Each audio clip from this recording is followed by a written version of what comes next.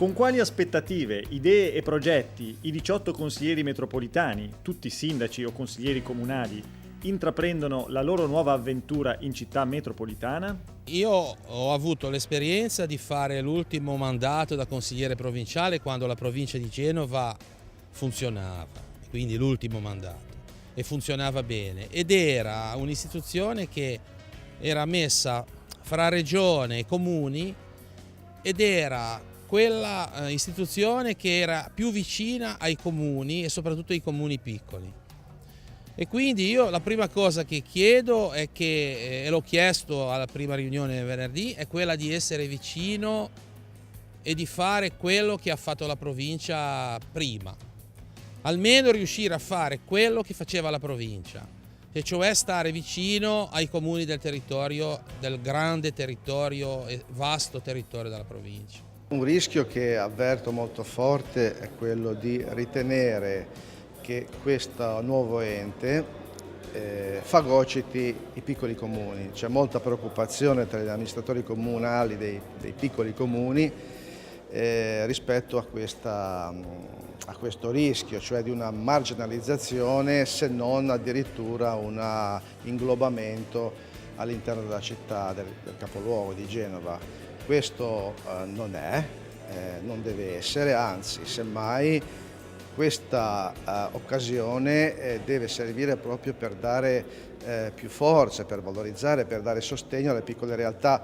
L'altro rischio è quello di creare delle eccessive aspettative, cioè la città metropolitana è stata descritta giustamente come motore di sviluppo, come occasione di crescita, le stesse funzioni che sono declinate dalla legge del Rio parlano addirittura di rapporti internazionali, insomma è un ente che ha delle funzioni molto qualificanti. Ecco, bisogna stare attenti, a non eccedere in aspettative che poi potrebbero rivelarsi vane. La provincia di Genova c'è ancora tuttora nelle vesti del commissario Fossati, che dovrà quindi prendere delle decisioni e potrebbe anche essere supportato da noi. Quindi sostanzialmente chiedevo e ho chiesto al sindaco un intervento proprio di architettura istituzionale anche temporanea che consentisse, così anche il sindaco tutto sommato ha ripreso, al commissario di partecipare ai lavori del Consiglio metropolitano e consentisse al Consiglio metropolitano di essere una sorta di consulente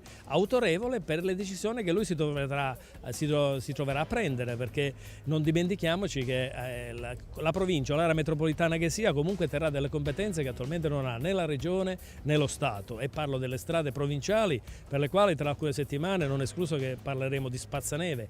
Dove sono le risorse? Dove le troviamo? Chi deciderà quali interventi fare? E questo è un punto. L'altro punto essenziale è il discorso dei trasporti pubblici locali. Consigliere Vassallo, allora un appello alla concretezza nell'attività di questo nuovo ente.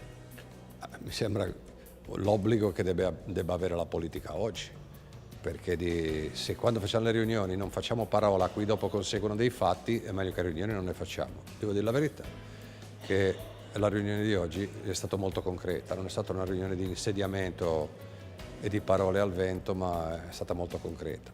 Probabilmente perché l'emergenza idrogeologica e tutto quello che è successo ha obbligato a parlare di cose concrete, ma secondo me anche perché, essendo un ente di secondo grado, cioè con tutti amministratori, il riferimento alla concretezza è d'obbligo.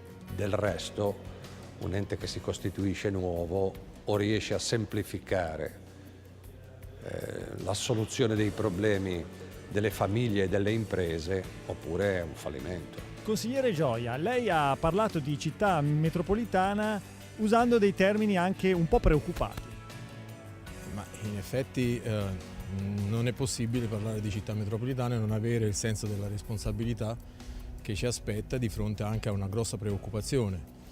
La città metropolitana nasce ed eredita un'istituzione storica importante come quella della provincia e quindi eredita anche tutte le sue funzioni. In più dobbiamo aggiungere altre funzioni che ci delega la legge del Rio.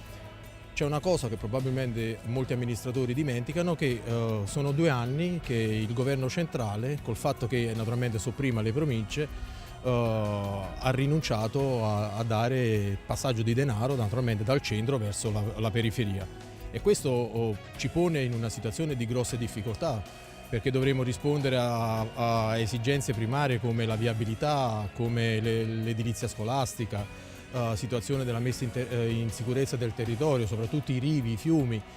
E questi sono dei problemi che dovremo naturalmente affrontare.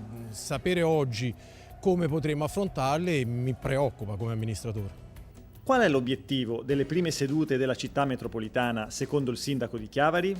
Cercare di essere tutti uniti, i 18 più il sindaco, affinché possiamo trovare tutte le parti che possono unirci al di là delle provenienze, delle appartenenze politico-partitiche e dei territori di provenienza, cercare di trovare giusto il trade union che ci possa portare ad avere uno statuto il più equilibrato possibile, che tenga attentamente conto dei vari territori.